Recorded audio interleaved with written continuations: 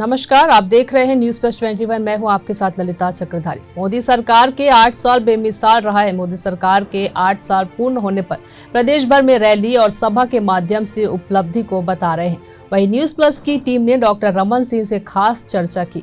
रमन सिंह ने कहा कि प्रधानमंत्री नरेंद्र मोदी के 8 साल बेमिसाल बुनियादी सुविधाएं उपलब्ध कराए, जो 30 मई 2014 में गुजरात की सियासत से केंद्र की राजनीति में आने के बाद नरेंद्र मोदी लगातार अपनी अगुवाई में भारतीय जनता पार्टी को जीत दिलाने में अहम भूमिका निभा रहे हैं। साथ ही प्रधानमंत्री के रूप में नरेंद्र मोदी के पिछले 8 साल कई मायने में बेहद अहम रहे। नरेंद्र मोदी के शासनकाल के 8 सालों में केंद्र सरकार पर विपक्ष की ओर से कई तरह के सवाल उठाए गए, लेकिन वह अपनी कई योजनाओं के जरिए लोगों में लोकप्रिय बने रहे। न्यूज प्लस 21 की रिपोर्टर स्वाति चंद्रवंशी ने डॉक्टर रमन सिंह से सीधी बातचीत की।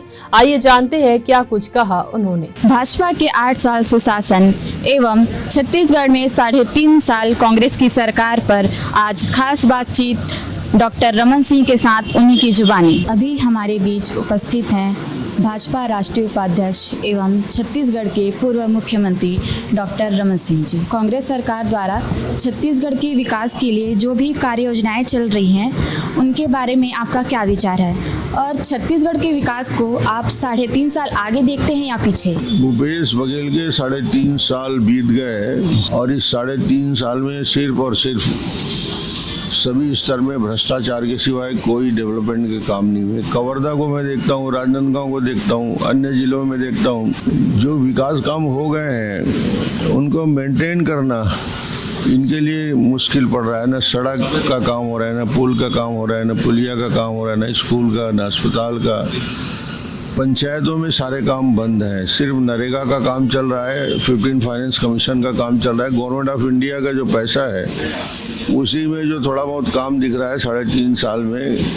विकास पूरी तरीके से ठप है और मुझे लगता है कि जिस प्रकार नीचे स्तर में करप्शन फैला हुआ है, ऊपर तक जो करप्शन फैला हुआ है, तो आज तो पूरे छत्तीसगढ़ में माफिया राज काम कर रहा है। वो चाहे रेत माफिया हो, शराब माफिया हो, लैंड माफिया हो।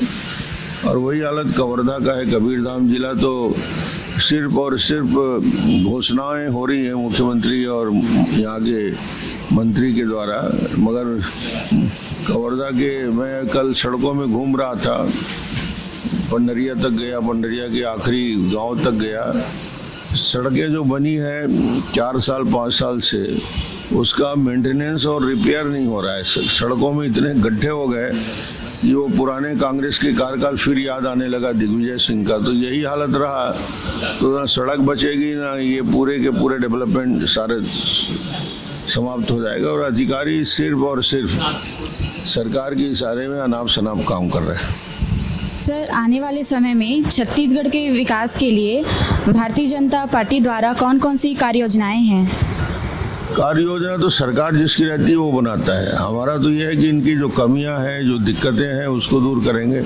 आज जैसे खाद की स्थिति है, ना सुपर फॉस्फेट मिल रहा है, ना डीपीआई मिल रहा है, डीएपी मिल रहा है, ना यूरिया मिल रहा है। पूरी तरीके से किसान आज परेशान है और जिस प्रकार के खाद जबरदस्ती किसानों को दिए जा रहा है, वर्मी कंपोस्ट, वो भी नकली है, वो भी बिना टेस्ट के लैब से टेस्ट किया हो। तो एक प्रकार से किसान को दोहरी मार हो रही है।